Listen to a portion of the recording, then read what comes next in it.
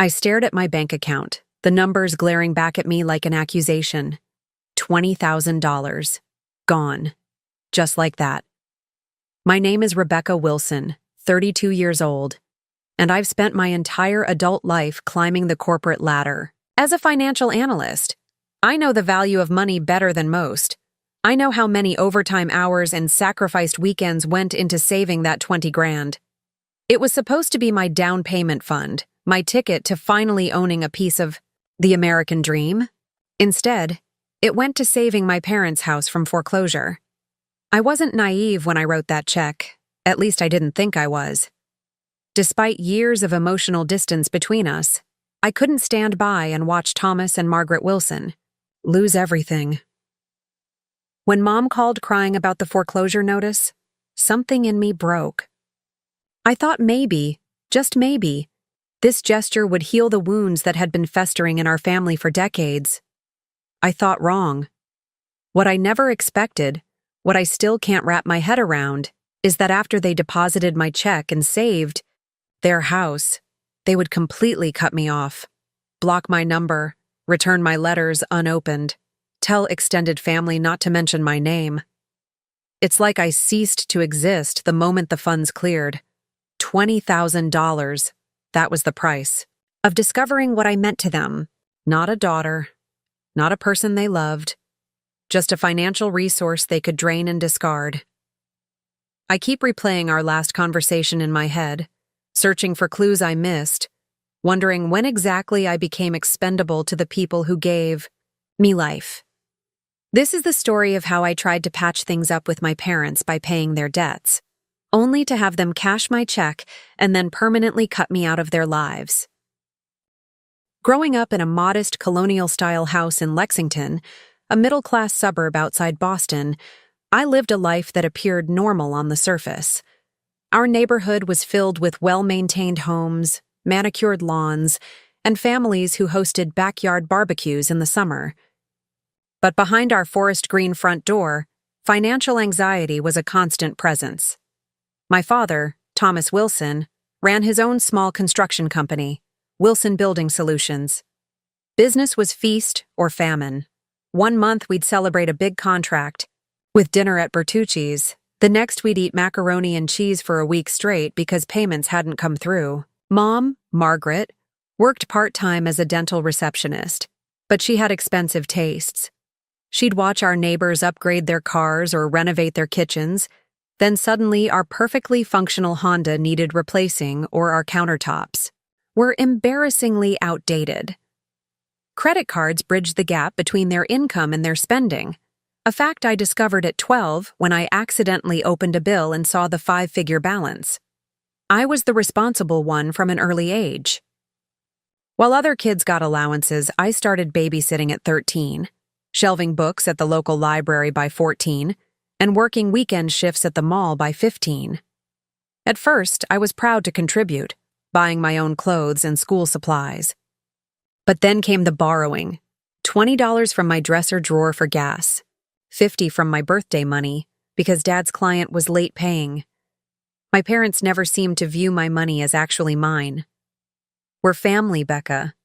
Family helps family," Mom would say whenever I questioned where my savings had gone. The guilting was subtle but effective. When I wanted to buy concert tickets with friends, "Must be nice to have extra money for fun while we're stretching to pay the electric bill." When I got a raise at my part-time job, "That's wonderful, sweetheart. That extra $60 a week will really help with the car insurance." There were constant comparisons to my cousins, especially Michael, who gave his parents his entire paycheck from his summer job. "That's a son who understands family loyalty," Dad would comment pointedly across the dinner table. By the time I turned 17, I had opened a secret bank account at a different bank than my parents used. I'd deposit most of my earnings there, leaving just enough in my visible account to avoid suspicion. Even then, I understood that protecting myself financially wasn't being selfish. It was being smart. But that knowledge didn't stop the guilt from eating away at me. Didn't stop me from wondering if I was a bad daughter for wanting financial independence. It's a question that would haunt me for years to come. long after I'd left that forest green door behind. Senior year of high school marked my first real act of rebellion, though it shouldn't have been considered rebellion at all. After countless late nights studying, maintaining a 4.2 GPA while working 20 hours a week, I earned a substantial, merit scholarship to Boston University. My parents' reaction wasn't what I expected. Instead of pure pride, there was an undercurrent of calculation. "This is perfect," Dad said, reviewing the financial aid package. "You can live at home and commute.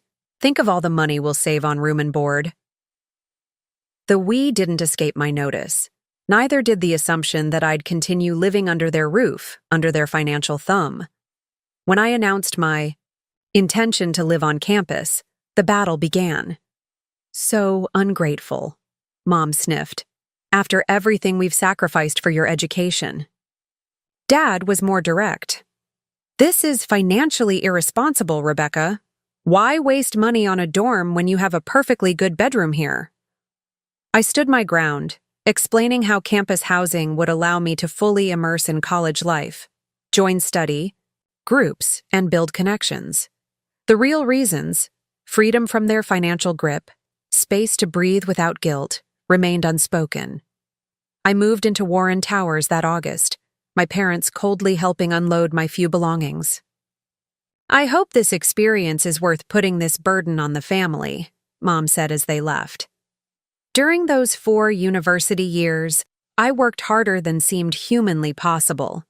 While my roommate Zoe attended parties and joined clubs, I juggled 3 part-time jobs, mornings at the campus coffee shop, evenings at the library, and weekend shifts at a downtown restaurant. Between work and maintaining my 3.9 GPA to keep my scholarship, sleep became a luxury. My parents' expectations didn't diminish with distance.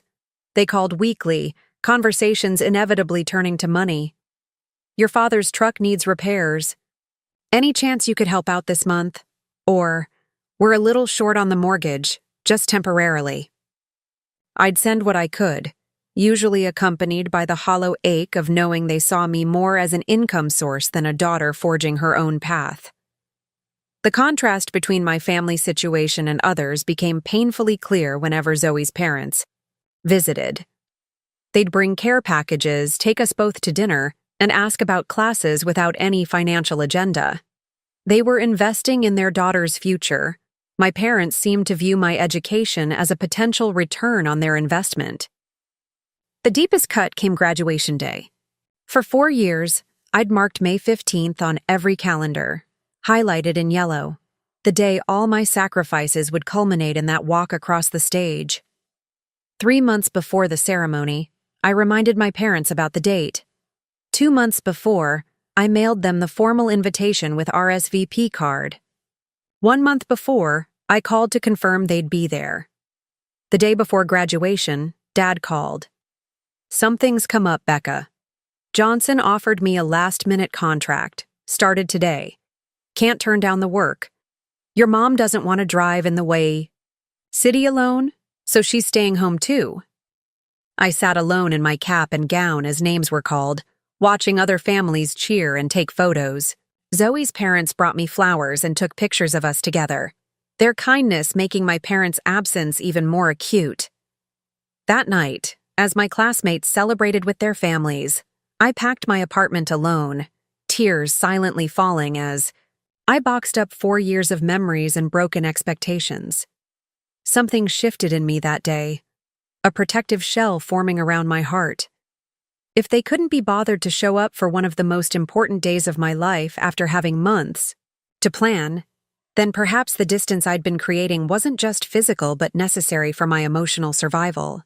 The job offer from Meridian Financial in Chicago arrived 3 weeks after graduation. Entry-level financial analyst, $48,000 a year plus benefits. Not exceptional, but a solid start with growth potential. The real appeal lay in the 700 miles it would put between me and Boston. When I told my parents over Sunday dinner at their house, Mom's fork clattered against her plate. "Chicago? That's practically another country, Rebecca." Dad's approach was more methodical. "Let's think about this logically. Cost of living is higher there. You'd be starting over with no connections. There must be comparable positions here in Boston. I'd anticipated this reaction and came prepared with spreadsheets showing salary, comparisons, cost of living adjustments, and 5-year career projections. What I couldn't quantify on paper was the value of distance, of building a life free from their financial expectations. The conversation devolved as I remained firm. "I never thought you'd be the type to abandon your family," Mom said, tears welling. Dad was more direct. "After everything we've done for you, this is how you repay us? By moving halfway across the country?" I felt the familiar mixture of guilt and resentment rising in my chest. "I'm not abandoning anyone. I'm starting my career. This is what parents are supposed to want for their children." Mom's response cut deep.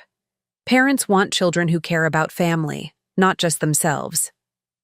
I moved to Chicago 2 weeks later, their cold goodbye still burning in my memory. My studio apartment in Wicker Park was tiny, but mine, the first space that truly belonged to me. While my peers at Meridian hit happy hours and weekend brunches, I worked 60-hour weeks, determined to prove my worth. The distance provided clarity. Without my parents' constant presence, I began recognizing patterns in our relationship that I'd normalized. The expectation that my financial resources were family resources, the emotional manipulation when I established boundaries, the way love seemed conditional on compliance. Still, obligation ran deep. 3 months after moving, I set up a monthly transfer, $500 sent directly to their account. Not enough to strain my budget significantly, but enough to ease the guilt. Their response was always the same. Immediate gratitude followed by subtle hints that it wasn't quite enough. "This helps with the electric bill, sweetie, though the property taxes are due next month." After 2 years at Meridian, I received my first significant promotion, senior analyst with a $15,000 raise. That weekend, I called my parents with the news. "That's wonderful, honey," Mom said, her voice brightening. "So you'll be able to increase your monthly help, right? Your father's business has been struggling." The request was so immediate, so expected, that something in me snapped. "Actually, I'm putting the extra money toward my future. I'm starting a house fund and increasing my retirement contributions." The silence on the line was deafening. "I see," Mom finally said, her tone chilled. "I suppose your future is more important than your parents' present situation." That night, I wrote a careful email explaining that while I loved them, I needed to establish financial independence. I would send one final $1,000 payment, but after that, the regular transfers would stop. Their response was a single line. "We understand where we stand in your priorities now." The weekly calls grew shorter, colder. Conversations that had meandered through complaints about neighbors or Dad's business troubles became perfunctory exchanges of basic information. Without my financial contributions, it seemed, my value to them diminished. I threw myself deeper into work, filling the void with professional accomplishments. By my 3rd year in Chicago, I'd earned another promotion and started dating Mark, a thoughtful architectural engineer who'd grown up with supportive, loving parents. A contrast that often left me wondering what I'd done to deserve so little from mine. Our relationship with my parents settled into a distant detente. Holiday calls, occasional emails. But the warmth of family had been replaced by the formality of obligation. I told myself this was normal, healthy even, that I was finally standing on my own. I couldn't have known that the fragile peace was merely the calm before a storm that would cost me far more than money. Monday morning, 3 years into my Chicago life, my phone lit up with my mother's name while I was reviewing quarterly projections. I let it go to voicemail. We hadn't spoken in nearly 2 months, and I had a presentation in 30 minutes. The notification pinged. 1 new voicemail, 67 seconds. I almost deleted it without listening, assuming it was another thinly veiled complaint about my absence or lack of financial support. Something made me press play. Mom's voice came through, not with the usual controlled guilt trip, but cracking, with genuine panic. "Rebecca, please call us back as soon as you can. We're about to lose the house. The bank. They've started foreclosure proceedings. We have 3 weeks before they auction it off. Your father's business. That big client. North Shore Development went bankrupt, owing him $70,000. We've been trying to manage on credit cards, but we're maxed out everywhere. We have nowhere to go if we lose the house. Please, Becca. I know things haven't been good between us, but we need your help." I sat frozen, coffee growing cold beside. Me, the carefully constructed wall between my parents and my finances, beginning to crack. I postponed my presentation and called Dr. Patterson, the therapist I'd been seeing since moving to Chicago. "This is exactly the pattern we've discussed. Rebecca," she cautioned during our emergency phone session, "their financial emergency becomes your emotional emergency. Before you make any decisions, consider whether you're enabling destructive behaviors." Her words made logical sense, but logic wasn't driving the knot in my stomach. This wasn't about a borrowed $20 or guilt-tripped birthday money. This was my childhood home, the place that, despite everything, still appeared in my dreams. That evening, after pacing my apartment for hours, I called them back. The phone rang 5 times before Dad answered, his voice uncharacteristically subdued. "Becca? Thanks for calling back." No accusations, no passive-aggressive comments about how long it took me to respond.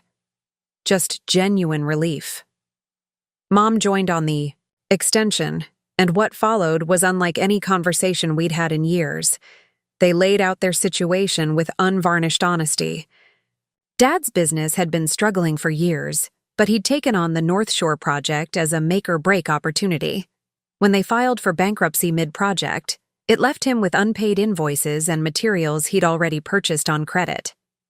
They'd been borrowing from one credit card to pay another, a financial death spiral I recognized from my professional training. They were underwater on the mortgage by nearly $50,000 after taking out home equity loans to keep the business afloat. "We've tried everything," Mom said, her voice small and unfamiliar. "Your father even applied at Home Depot, but at 62 they only offered part-time minimum wage." Then came something I never expected, an apology. "We know we haven't been fair to you, Becca," Dad said, clearing his throat. "We put too much pressure on you, expected you to solve our problems. That wasn't right. You were just a kid, and even as an adult, our financial issues aren't your responsibility." Mom added, "We were so focused on our struggles that we couldn't see how we were hurting you. Missing your graduation? I've regretted that every day since." The conversation continued for nearly 2 hours, tears flowing on both ends of the line. They admitted to resenting my independence because it highlighted their own financial failures. They expressed genuine pride in my career success, without the usual undercurrent of what's in it for us. By the time we hung up, something had shifted. For the first time in my adult life, I felt seen by my parents. Not as a financial resource, but as a daughter they'd hurt and wanted to reconnect with.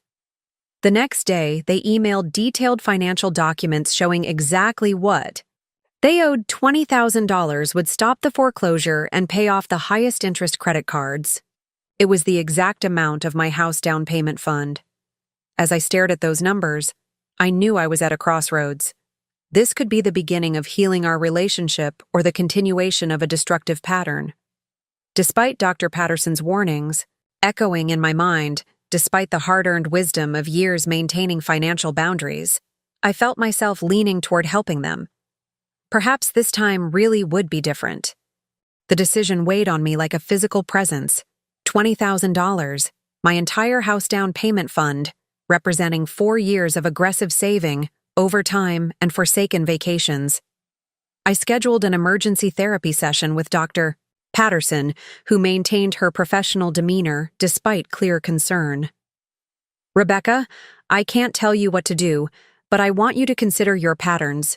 What evidence do you have that this time will be different?" I didn't have a good answer, just a feeling, a hope born from the vulnerability in their voices. That weekend, I invited my best friend Zoe and my boyfriend Mark to my apartment for advice. Zoe, who had witnessed the emotional aftermath of my parents' absence at graduation, was skeptical.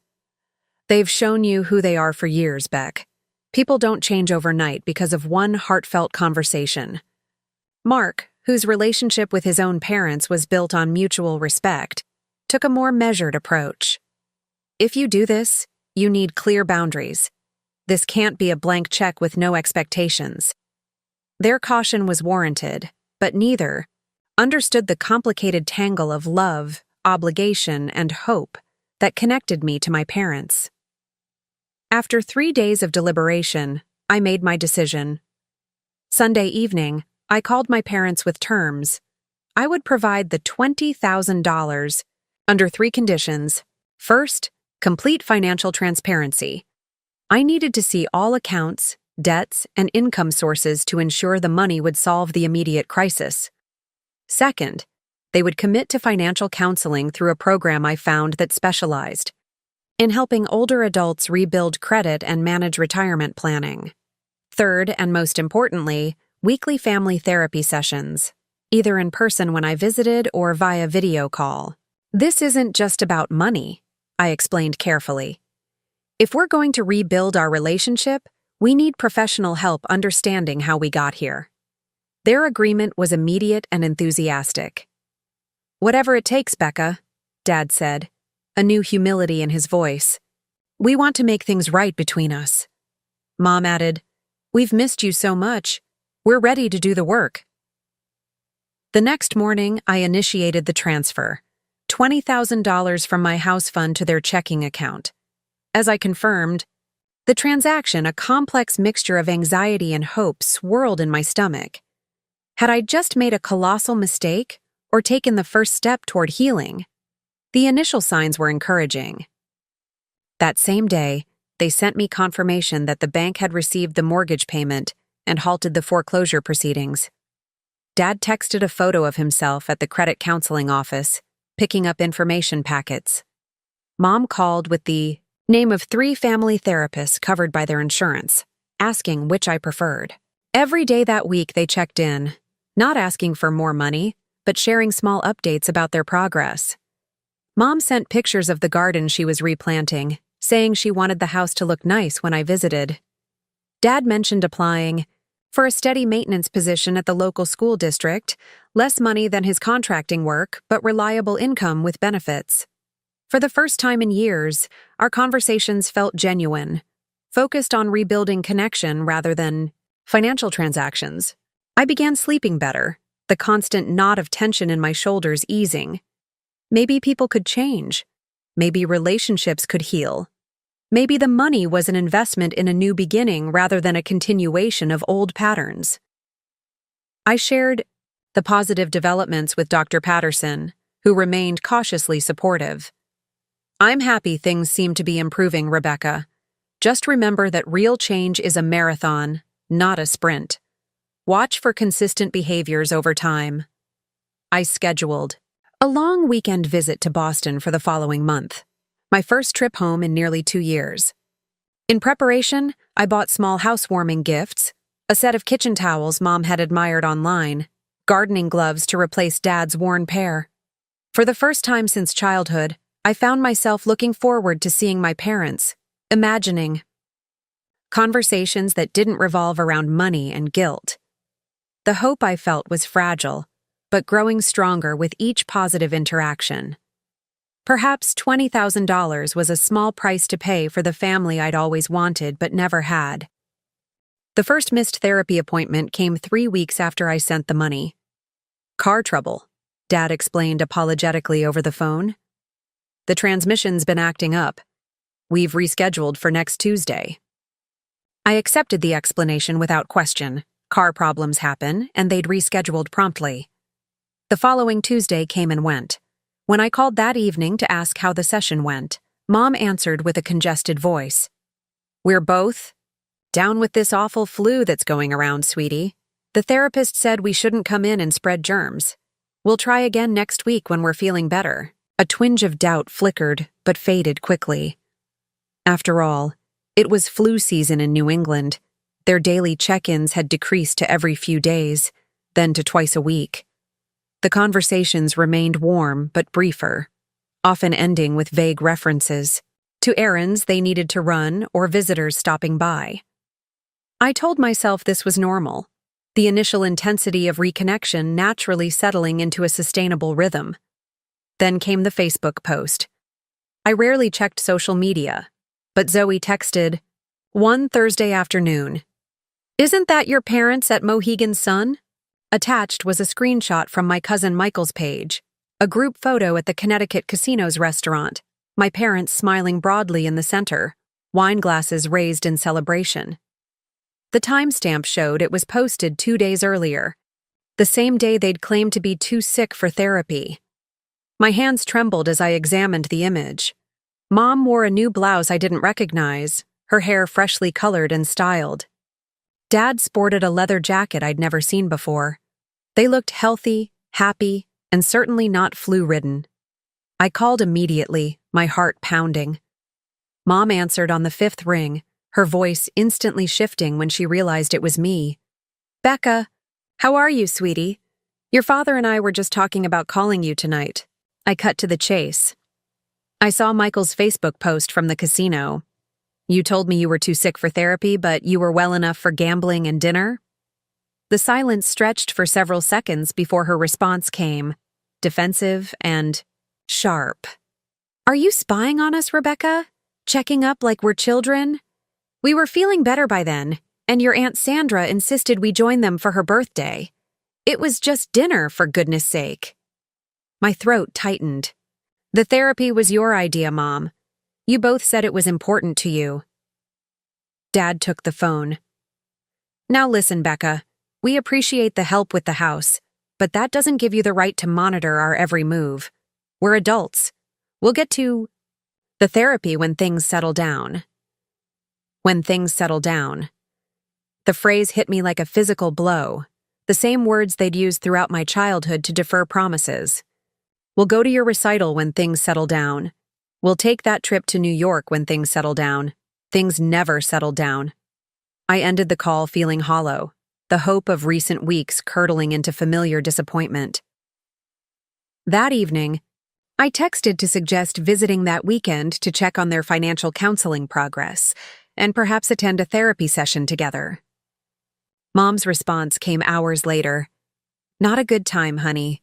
We're having some work done on the house and it's a mess. Let's plan for next month instead."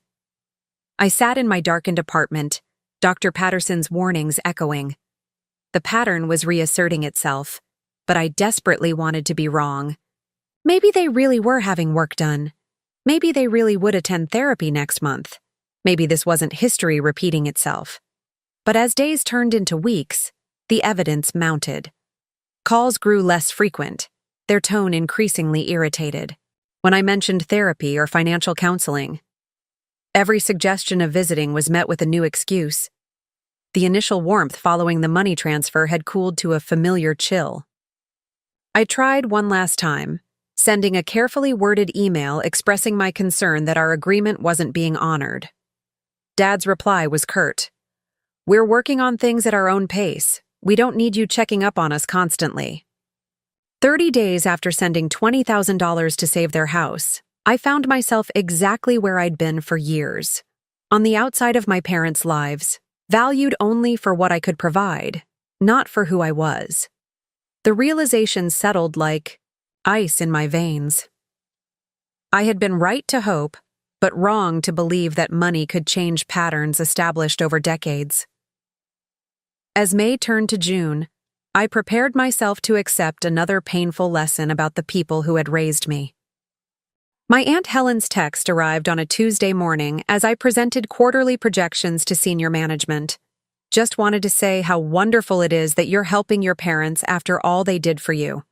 Your mother told everyone at book club how you gave them $20,000 as a thank you gift for their years of sacrifice. We're all so proud of you for repaying their support." I excused myself from the meeting, locked myself in a bathroom stall, and read the message 3 times. Each word a fresh cut.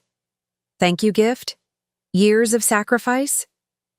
The narrative they'd constructed bore no resemblance to reality, to the financial and emotional manipulation, to our careful agreement about how the money would be used, to the promises of therapy and rebuilding. They weren't just avoiding our agreement. They were actively rewriting history to make themselves the generous parents, and me the grateful daughter.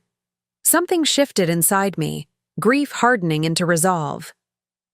That Friday, I booked a last-minute flight to Boston, rented a car at Logan Airport, and drove the familiar route to Lexington without calling ahead. The June afternoon was postcard perfect, rhododendrons blooming along neatly trimmed lawns. As I turned onto Oak Street, my childhood home came into view, and I felt my breath catch. The house looked better than it had in years. Fresh paint on the shutters, new landscaping in the front yard, and parked in the driveway. A gleaming silver Lexus sedan that definitely hadn't been there during my last visit. I sat in my rental car for several minutes, gathering courage, before walking up the freshly pressure-washed walkway and ringing the bell. Footsteps approached, followed by my father's voice through the door. "Who is it?" "It's Rebecca," I answered, my voice steadier than I felt. The door opened slowly, Dad's expression shifting from shock to barely concealed annoyance. "Becca? What are you doing here? You should have called first." "May I come in?" I asked, already stepping past him into the foyer. The interior stopped me short. Gone was the worn furniture and outdated decor. The living room featured a new leather sectional, a glass coffee table, and mounted on the wall, a massive flat screen. Television, at least 60 inches wide. Through the archway, I glimpsed a dining room set I didn't recognize, gleaming under a new chandelier. Mom emerged from the kitchen, wiping her hands on a towel, her surprise quickly masked with forced brightness. "Rebecca! What an unexpected surprise! We were just having lunch." The kitchen behind her had been renovated, new granite countertops, stainless steel appliances, and custom cabinetry that certainly hadn't been installed during any work on the house that would have justified postponing my visit. I remained standing as they awkwardly offered drinks, snacks, excuses about the mess in a house that looked professionally cleaned. When we finally sat at their new glass dining table, I asked the question burning in my throat. "How's the financial counseling going?" They exchanged glances before Mom answered. "We've been meaning to get to that. Things have been so busy with your father applying for new positions and all the repairs the house needed." "Repairs," I repeated flatly, gesturing toward the new television.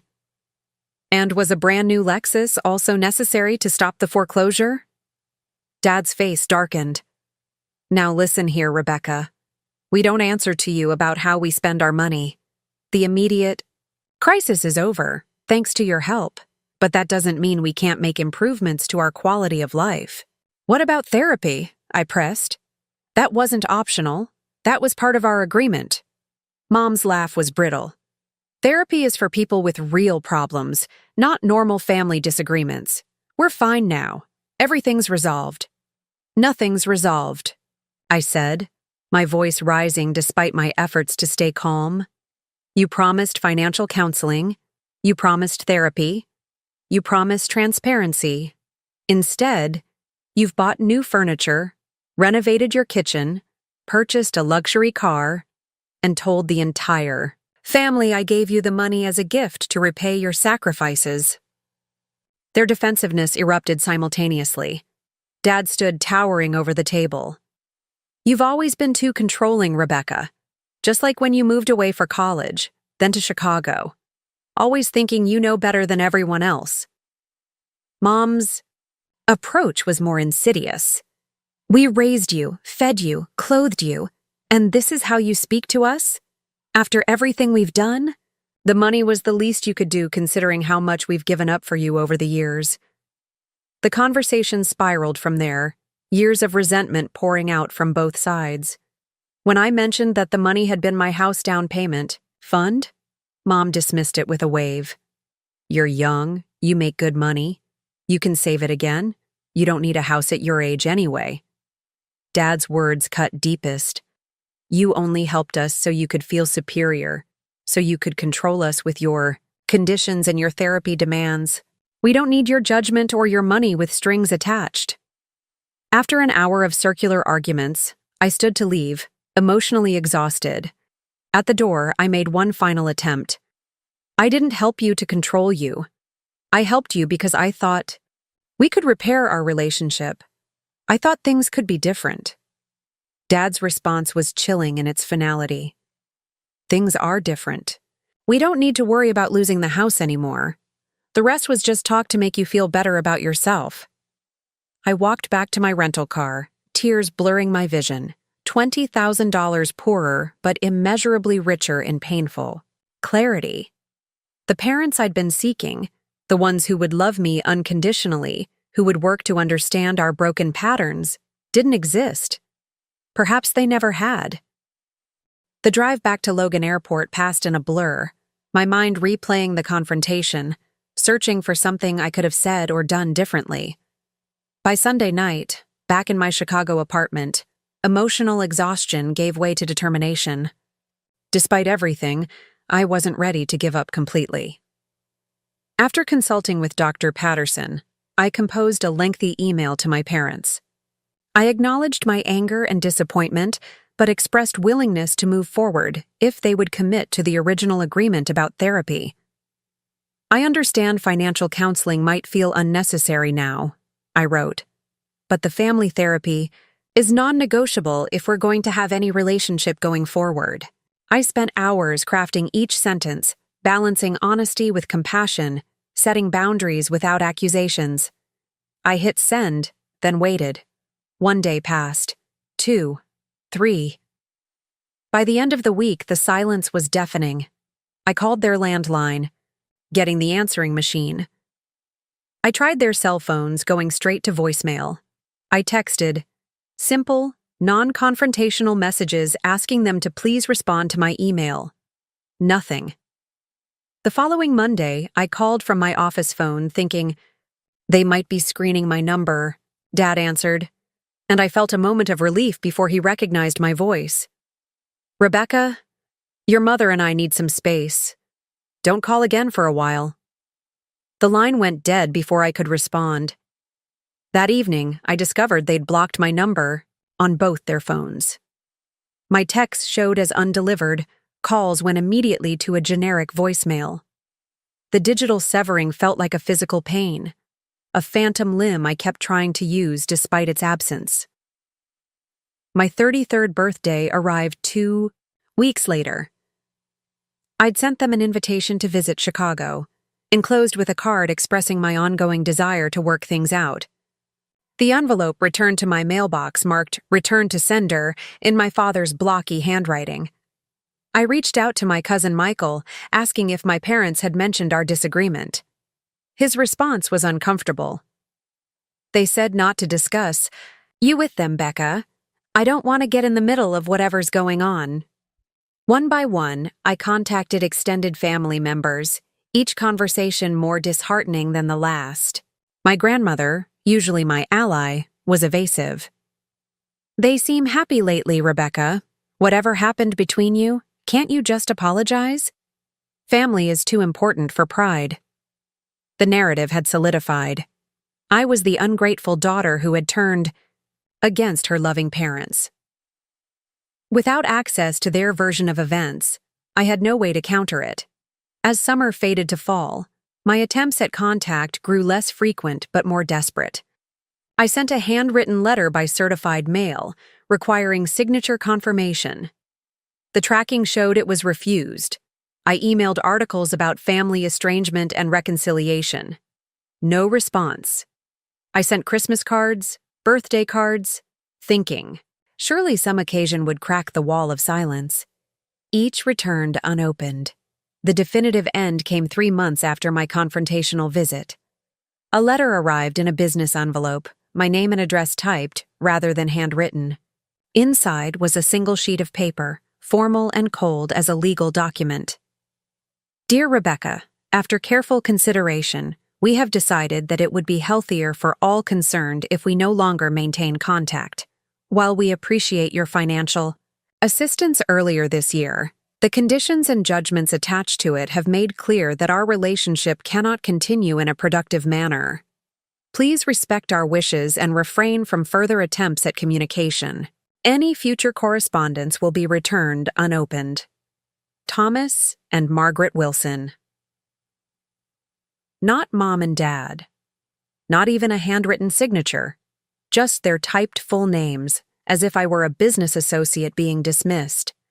Enclosed were the birthday and Christmas cards I'd sent, unopened. They hadn't just cut me off. They'd erased me.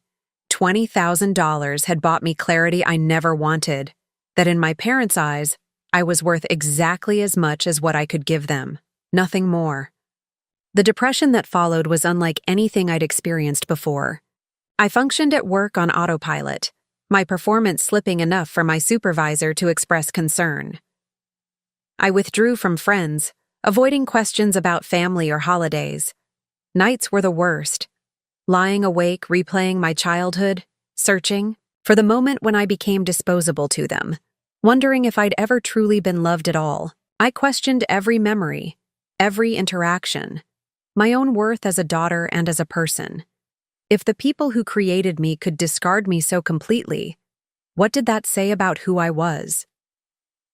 Dr. Patterson increased our sessions to twice weekly, gently, guiding me through the grief of losing parents who were still alive but had chosen to make me dead to them. You're mourning both the relationship you had and the one you wanted but never received, she explained. Both losses are real and valid. The rational part of me understood this was their issue, not mine, that their behavior reflected their own damaged patterns. But the wounded child within couldn't stop asking, what if I had been different? What if I had given the money without conditions? What if I had never moved away? What if? The endless loop of self-doubt that kept me frozen between anger and desperate longing for the family I'd never have again. 6 months into therapy specifically focused on my family estrangement, Dr. Patterson suggested I join a support group for adult children of emotionally unavailable parents. Isolation reinforces the belief that there's something uniquely wrong with you, she explained. Hearing others' experiences might help you contextualize your own. I was skeptical, but desperate. The following Tuesday evening, I sat in an uncomfortable folding chair in a community center meeting room, surrounded by 12 strangers who understood my pain without explanation. Lisa, whose mother had disowned her for marrying outside their faith. James, whose father communicated exclusively through criticism. Sophia, whose parents used financial support as a control mechanism, much like mine. As each person shared their story, I felt the tight band around my chest loosening slightly. I wasn't alone. I wasn't broken. I wasn't unlovable. I was simply the adult child of parents who lacked the emotional tools to love healthily. We met weekly, these strangers who became my anchors. Unlike well-meaning friends who suggested reconciliation, they're still your parents, or life's too short for grudges. The group understood the complex grief of having parents who were alive, but functionally dead to you. They celebrated small victories. The first holiday I got through without calling my parents. The day I packed away childhood photos that caused me pain. The morning I woke up and didn't immediately think about them. 9 months after my parents' final letter, my Aunt Helen called with news. My parents were asking for money again, this time claiming serious medical issues. Dad had been diagnosed with early-stage prostate cancer, treatable but requiring surgery their insurance wouldn't fully cover. They needed $15,000 and had asked family members to relay the request since I'd rudely cut off communication. The familiar guilt and obligation surged immediately. Cancer. My father had cancer. Shouldn't that transcend our conflict? Dr. Patterson helped me recognize the manipulation at work. They're using intermediaries to circumvent the boundaries you've established. If your father truly has cancer, that's unfortunate. but it doesn't erase their treatment of you. After careful consideration, I sent an envelope to my aunt containing information on hospital financial assistance programs, local cancer support organizations, and Medicare supplemental coverage options, but no check. Please pass these resources. To my parents, I wrote. I wish them well with medical treatment but am unable to provide financial support. It was the first time I'd maintained a boundary without crippling guilt afterward. My healing continued in unexpected ways. I volunteered as a financial literacy coach at a women's shelter, using my professional skills to help others avoid the traps of financial dependence I'd witnessed and experienced. I started dating again after breaking up with Mark, whose well-meaning but simplistic view of family had become another source of pressure. I focused on rebuilding my house fund, watching with quiet satisfaction as the numbers grew back toward 20,000, then beyond. 2 years after the estrangement, I found a small but charming condo in Lincoln Park, with enough space for a home office and a spare bedroom. The day I signed the mortgage papers, I felt a profound sense of accomplishment tinged with sadness. This milestone should have been shared with family. Instead, I invited my chosen family, Zoe and her husband, my support group friends, colleagues who'd become confidants during my darkest days. They helped me move furniture, hung curtains, stocked my kitchen with essentials, and threw an impromptu housewarming party complete with dollar store champagne glasses and grocery store cake. As we toasted my new home, I looked around at these people who expected nothing from me except authenticity and mutual support. 3 years passed without contact from my parents. Through extended family, I occasionally heard updates. Dad's cancer treatment had been successful. They'd taken a cruise to Alaska. Mom had minor surgery for carpal tunnel. Each piece of news carried less emotional charge than the last. I no longer checked my mailbox hoping for a letter of reconciliation or dreaded seeing their number on my caller ID. The pain hadn't disappeared, but it had transformed from an acute, stabbing wound to a dull ache I could live with. One Thursday afternoon, a familiar name appeared in my email inbox, Michael, my cousin. Thought you should know your parents are selling the house and moving to Florida next month. If there's anything sentimental you want from inside, I could try to get it for you. I stared at the screen, absorbing the finality this represented. The house I'd saved with my $20,000 would now fund their retirement in a different state. After careful consideration, I declined Michael's offer.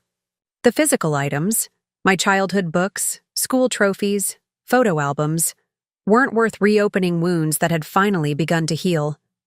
Tell them I wish them well in their new chapter, I wrote back, surprised to find I genuinely meant it. That evening, I sat on my small balcony overlooking the Chicago skyline, reflecting on the journey of the past 4 years. The $20,000 hadn't bought me the parents I wanted, or the relationship I'd hoped for. Instead, it had purchased an expensive but invaluable lesson. That true family isn't defined by biology, but by consistent support, mutual respect, and unconditional love. I'd lost the family I was born into, but had built something perhaps more precious. A chosen family of friends who loved me for exactly who I was, not what I could provide. The relationship with my parents had indeed sunk, but I had learned to swim, then build my own boat. Today, my financial practices are meticulously healthy, emergency fund fully stocked, retirement accounts growing, investments diversified. But my true wealth lies in the boundaries I've established, the self-worth I've reclaimed, and the genuine connections I've cultivated. I still sometimes dream about reconciliation, about my parents suddenly developing the emotional capacity they've always lacked. I've accepted that this fantasy says more about my healing heart than their potential for change. The most profound realization has been this. Sometimes the healthiest thing we can do is to release those who see us only as resources rather than full human beings worthy of love. In letting go of toxic relationships, even familial ones, we create space for genuine connections to flourish. The journey through pain has given me strength I never knew I possessed, and wisdom I couldn't have gained any other way. Have you ever had to let go of someone who only valued what you could give them rather than who you are? It's one of life's most painful lessons, but also one of its most liberating. If my story resonated with you, please share your experiences in the comments. Sometimes knowing we're not alone in these struggles is the first step toward healing. Thank you for listening to my journey. From financial analyst to emotional wisdom, from bankrupt relationships to the richest kind of self-knowledge. I hope it brings some comfort or clarity to anyone traveling a similar path.